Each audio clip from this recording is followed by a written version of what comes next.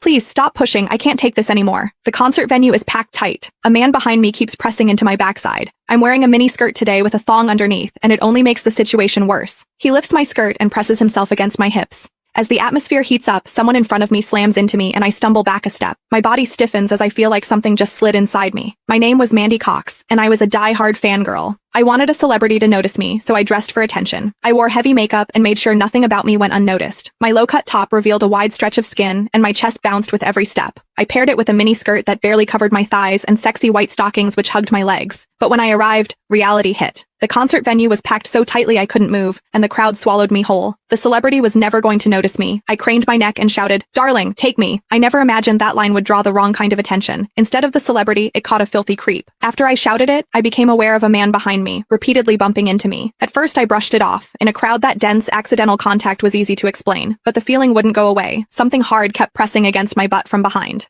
I assumed I'd accidentally backed into his hand where it rested behind me, so I turned and offered a polite apology. "Sorry, I didn't mean to bump into you." He paused, then flashed a leering smile and said, "It's okay, I don't mind." When I turned back toward the stage, I felt him press against me again, more deliberate than before. I kept my attention on the celebrity on stage and shut him out. The man became increasingly brazen, pulling up my skirt and pressing close against my backside. I had only a thong on underneath, which left my butt exposed. I felt his touch directly against my skin and assumed it was his finger. Only then did I realize something was wrong. The pressure was warm and solid in a way a finger could never be. My mind lurched as the truth hit me. In the 20 years of my life, this was the first time a man had ever molested me. Fear surged through me, sharp and overwhelming, and my body reacted with an instinct to flee. But there was no way to move. The concert floor was packed wall to wall, leaving me stuck where I stood. I drew myself tight, bracing as if tension alone could keep the fear out. As I did, my hips closed around the man's so-called finger, trapping it between my cheeks. An unfamiliar sensation followed, and warmth rose to my face. What confused me was that I didn't recoil from it. There was a muted comfort to it, and against my will, it sparked a faint sense of expectation. The man behind me seemed to take it as a signal. He moved in closer, repeating the motion until the intrusion was unmistakable. I had lived a sheltered life as a college student, and now I was being toyed with by a stranger while surrounded by people. Shame surged within me without warning. I felt the urge to sob, but my throat closed and my voice deserted me. Worse still, the pressure forced my thong inward and sent a restless, prickling discomfort through my body that wouldn't fade.